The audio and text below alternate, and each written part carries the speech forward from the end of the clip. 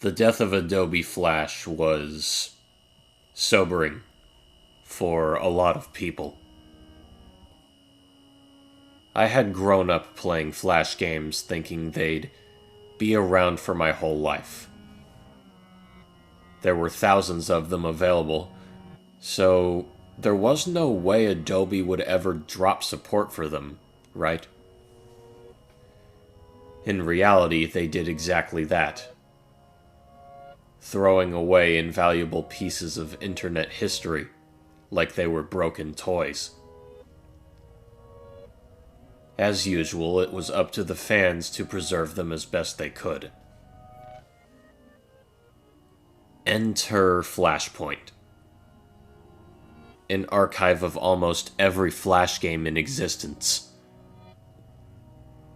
If it was playable on a major website, you could bet Flashpoint had it, no matter how forgotten, obscure, or NSFW it was. This project was truly a dream come true for nostalgia hounds like myself. Some of my most played Flash games as a kid were the SpongeBob ones on Nick.com, the Street Fighter clone, the one with SpongeBob dressed as Frankenstein's monster, even the really old ones where Mr. Krabs wears a neckerchief for some reason. Does anyone else remember that? I didn't stop at official games, though. I played through as many of those unlicensed bootleg games as I could get my grubby little preteen hands on. For the longest time, I thought I had played them all, but yesterday I was proven wrong. I was browsing Flashpoint when I came across a SpongeBob game I hadn't seen before. It was called SquareBob SpongePants, and it was listed along with all the other official SpongeBob games. From the title alone, though, I could tell it was fan-made. No developer was listed, and the description was simply ellipses. Out of sheer boredom and a touch of curiosity, I booted up the game. The title screen was stock art of SpongeBob against a generic blue sky background. The only thing that seemed to be edited was SpongeBob's body color, which was a light orange instead of yellow. I suppose I lied a bit about it being a title screen, because there was no title. Just SpongeBob, the sky, and a button that said, New Game. Clicking it took me to a brief load screen, which then cut to the starting area. The game was 2D, as expected, with pixelated backgrounds and a SpongeBob sprite that I'm pretty sure was directly stolen from one of the Game Boy games. Much like on the title screen, it was colored light orange. I guess that was SquareBob. The music was a short, bit crunched ukulele riff. The controls were pretty simple. Left and right arrow keys to move, and spacebar to jump. I walked over to the bed, and an icon with the letter Z popped up. I pressed the Z key, and an orange dialog box popped up. Ellipses. It was some kind of inspect object move, apparently. Having nothing to say on the subject of his bed, I moved SquareBob to the far right, ending up on the next screen. Gary was sitting in a pet bed, eyes closed. I went up to him and pressed Z, which displayed another dialog box, this time black. He is tired. Let him rest. Behind Gary was a closet, which I tried to open by inspecting it. The same box popped up. You aren't ready to see what's in there yet. Without any other option, I kept moving right. This took me through each room of the pineapple, all of them being fairly show accurate for a Flash game. I tried inspecting each piece of furniture in the house, which gave me the same result as when I tried to inspect the bed. When I got to the living room, I inspected the TV, which did give me some different dialogue from the black box. I'm so excited. Real helpful. I went out the door, ending up on Conch Street. Moving to the left, I encountered Squidward standing outside of his house. I talked to him, and a cyan-colored box appeared. Please don't talk to me like that. It makes me uncomfortable. An orange box popped up in reply. More ellipses. Squidward spoke again. What would your mother think? The conversation ended there. For a SpongeBob game, it had some pretty strange writing. I moved to the far left, meeting Patrick on the next screen. He was beaming, clearly eager about something. I spoke to him. Hi, SquareBob. Want to go jellyfishing? 2 selection buttons appeared on the screen. Yes or no. I clicked yes, hoping for a minigame of some kind. To my surprise, however, the yes button didn't seem to work. Every time I selected it, a message appeared in a black box that said, maybe another time. No matter how much I clicked it, the message wouldn't go away. Defeated, I clicked no instead. Aw, you never want to do anything fun, said Patrick. His face changed to a scowl, and the game wouldn't let me talk to him again. The far left of this area was a dead end, so I began moving to the right. Going right on the Conch Street screen brought me to the tree dome, where Sandy stood waiting. Unlike the other NPCs, it seemed that her sprite had been edited somewhat. She was given noticeably more feminine features, with long eyelashes and lipstick, as well as being out of her spacesuit, which didn't really make sense underwater. As per usual, I talked to her. You're like a brother to me.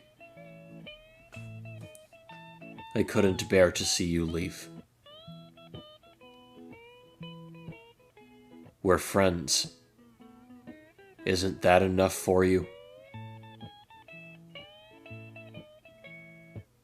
Unlike Patrick, Sandy's face became confused. Maybe even a little unnerved. I tried to enter the tree dome, but she stopped me. I don't know if I want you in there anymore. Jesus, was this game gonna let me do anything fun? I moved to the right, reaching a screen that had both the chum bucket and the Krusty Krab in the background.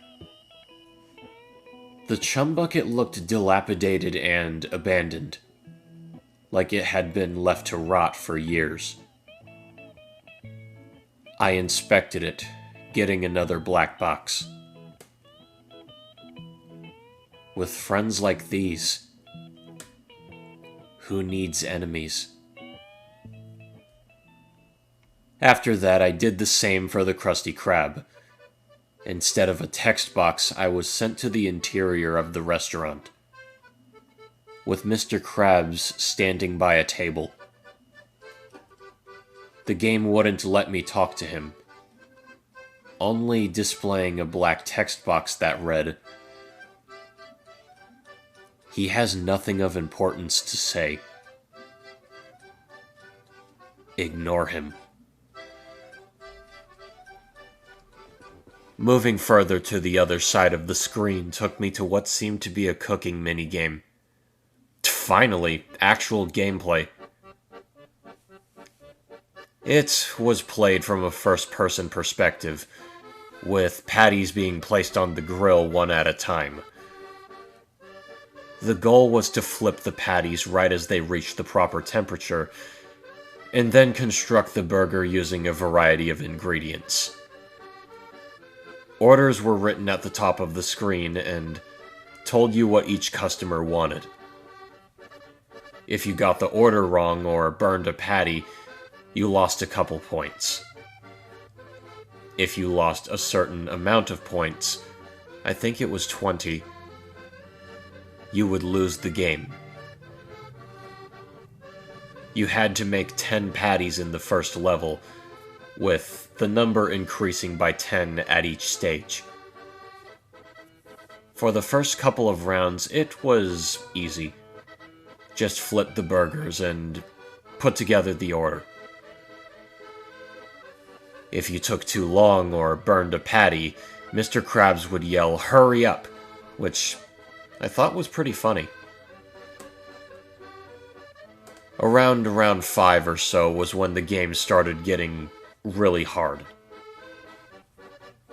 Orders would come right after each other, and pretty soon the entire grill would be filled with patties. At about the 10th round, it became downright impossible. Patties would start appearing in areas that were unable to be reached, like in the bottom corners of the screen. Within a couple of minutes, the entire screen was covered in raw patties. Krabs yelled, "Hurry up!" incessantly over the chaos, the voice clips playing on top of each other and cutting themselves off. The music played faster and faster, adding to the cacophony. It was extremely stress-inducing and made me lose what little concentration I had. Obviously, I didn't quite meet the game's insane patty quota. The words "You failed" appeared in blood-red font, and the screen faded to black. The game stayed on the empty screen for a while. I could make out a faint sobbing sound in the background. It sounded like a man's voice, although I wasn't sure. Words were muttered in between the crying fits, but making them out was difficult. Something about the media, I think. Eventually, the game faded back into SquareBob's room. The game was totally silent now, which was a relief, after what I had just heard. SquareBob was standing in the room Gary was in, although Gary wasn't actually there. It was clearly nighttime, judging by the lighting. SpongeBob's sprite was kneeling on the ground, frowning and holding his hands over his face.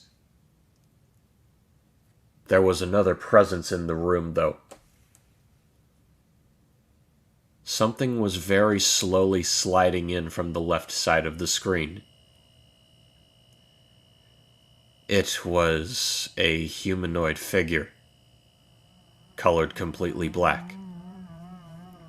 It almost looked like a stickman, but it had actual hands and feet. Its eyes were tiny red dots, and the only facial feature the creature had. It stood there in silence for a minute until it spoke, using the same black dialogue box from throughout the rest of the game. Look in the closet. SquareBob stood up, staring at the figure. After a brief moment of hesitation, he walked over to the closet and opened it. Inside was a single object. A picture. It was of a young boy, probably no more than 7 or 8. The figure spoke again. What they see on the front page will be what you are seen as for the rest of time. They won't believe it. A monster that sprouted from such humble origins. Remind them that you are only a child like them. Like their children. Like their children's children. Tragedy fuels fascination. Fascination fuels people. People fuel the media. The media fuels tragedy. Understand? The greatest revolutions did not stem from inaction. Right now, the world doesn't respect people like you. Give it a reason to. She doesn't like you like that, but she should. He doesn't value your efforts, but he should. Why do you even bother, young man? Now's your chance to become an icon. Imagine what your mother will think. The figure's face changed, swirling and stretching into a new shape. It was now the visage of the boy in the photograph, albeit completely in grayscale. I've been by your side since day one.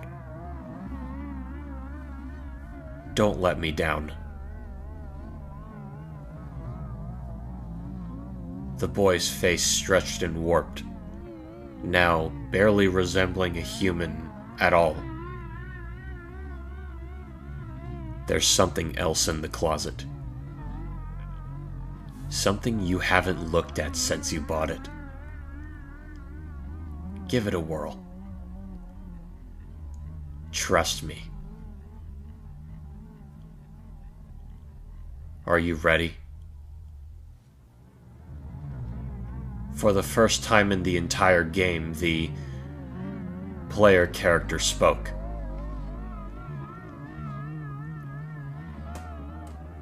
I'm ready. The game cut to black. I thought that maybe it was over, but I couldn't have been more wrong. A slideshow began. The first image was innocuous enough, just a grainy black and white picture of a well-dressed man brushing his teeth. It was shot from far away, probably from an outside window. The next picture showed the same man still brushing his teeth, except now the camera was closer. He seemed unaware that he was being photographed. The next couple of slides followed the same pattern, getting so close to the man's face that I could practically see his pores. The last slide featured the man staring into the camera with a terrified expression on his face, mouth agape and eyes frozen in terror. The game suddenly cut back to SquareBob standing in what looked like a giant freezer. There was a jumbled mess of pixels by his feet, and I was given the option to inspect it. Doing so triggered another image to appear. This one was much different. It was a photograph of the man from before, this time in full color. He was lying in a cold-looking area, most likely a freezer. His eyes were wide open, glossy, and very clearly dead. His face was bloated and teeming with rot, being colored a frosty blue, and a clarinet was brutally jammed into his mouth like a wooden stake. A caption below the photo read, "Squiddy learns to play." The game then cut to another montage of photographs. The first featured a girl floating face down in a body of water, wearing nothing but a swimsuit. A bullet hole was visible on her back. The caption here was, "Sandy forgot her helmet."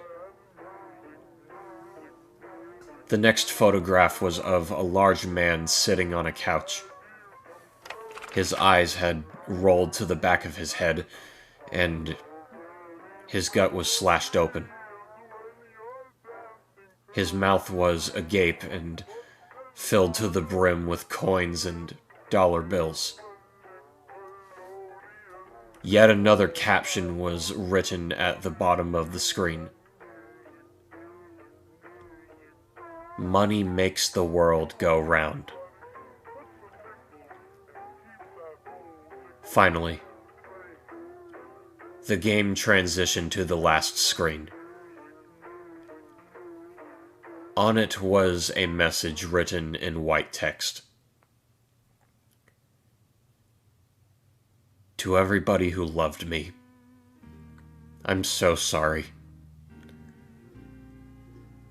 To everybody that didn't, see you on the front page." A grainy photo appeared below the text. It was of two young boys standing together, one of whom I recognized as the boy in the picture frame. The other one I had never seen before.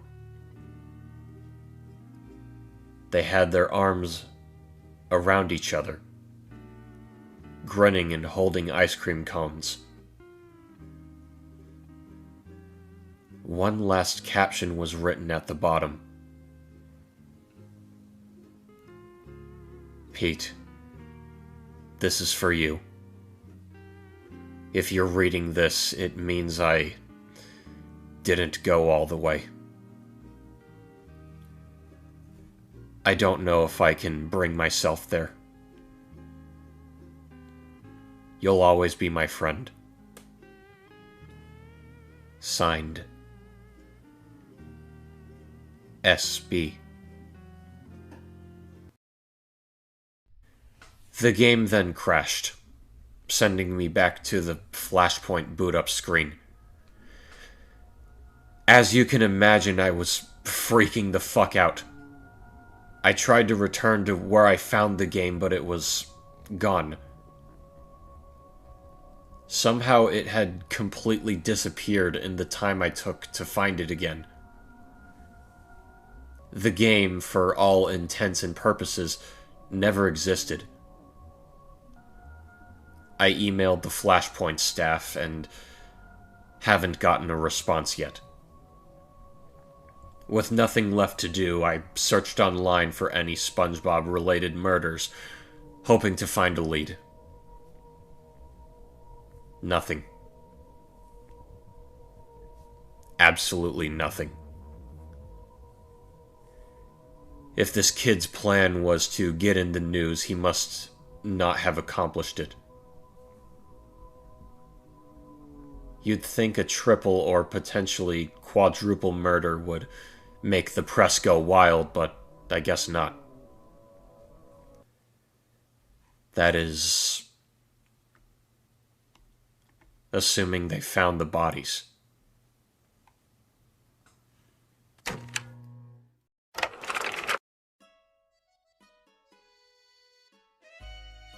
Alright, first off, happy Halloween to all of you.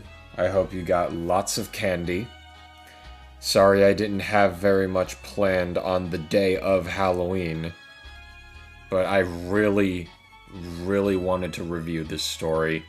It's one that I consider to be very good.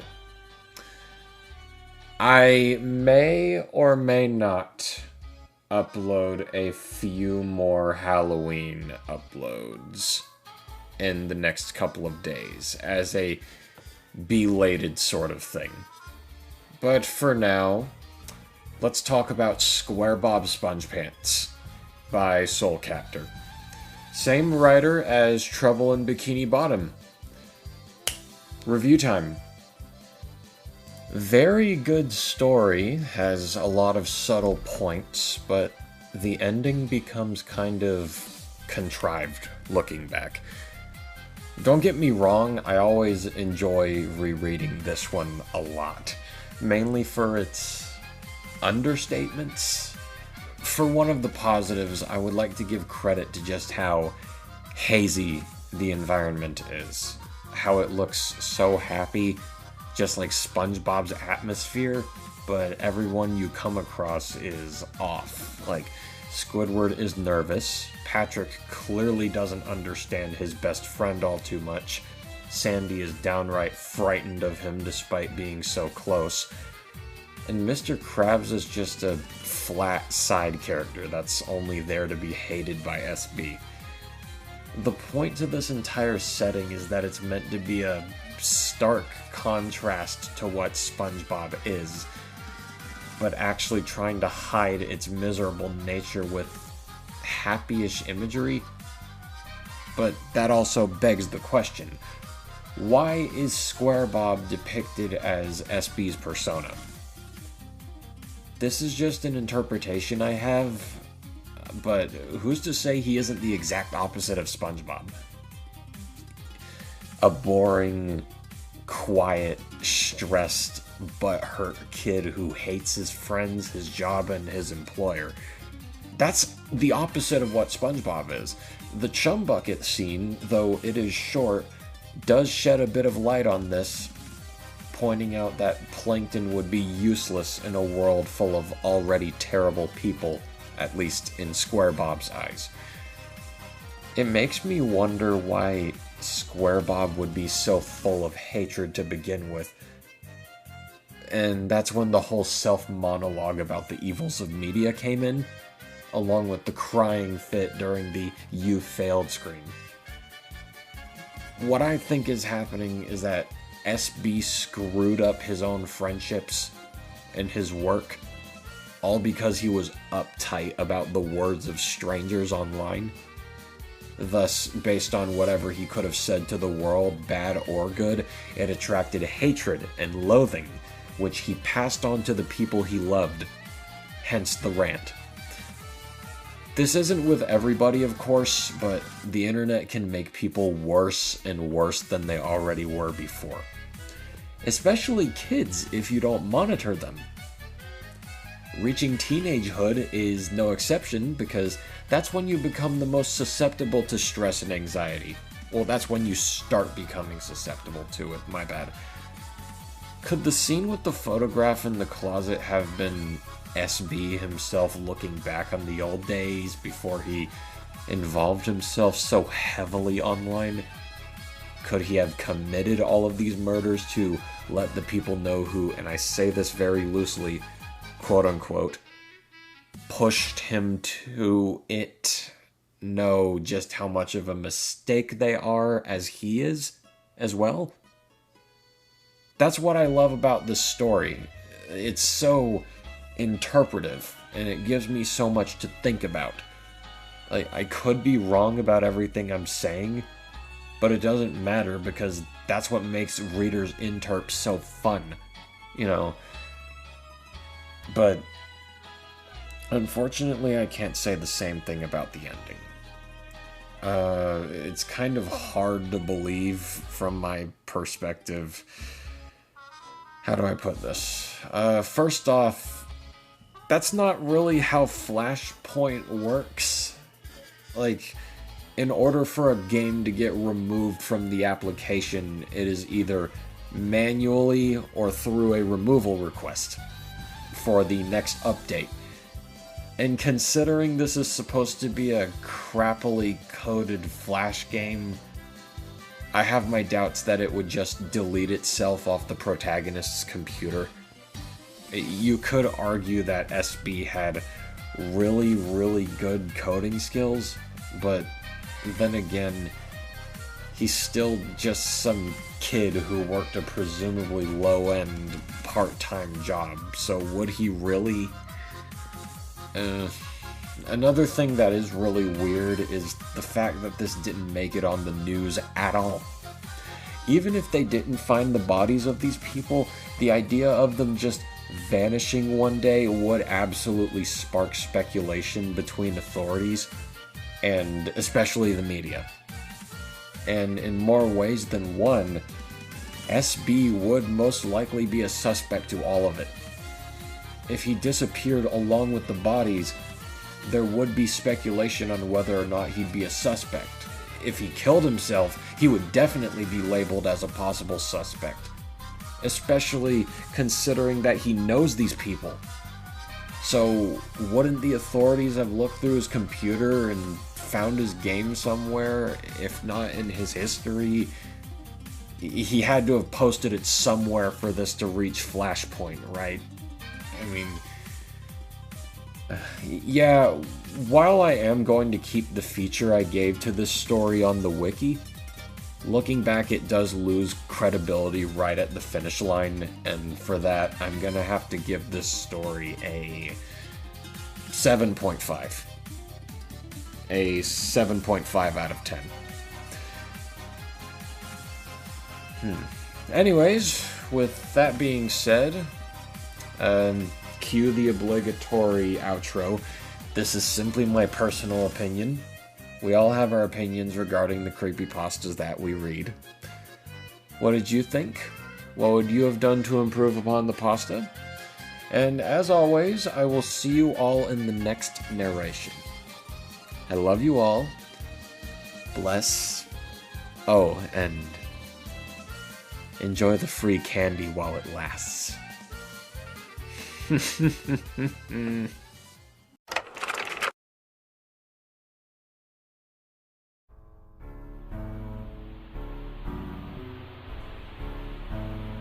Geez, what's the matter? You can't sleep? Good. Stay tuned, pal. You're watching Lafawndapasta.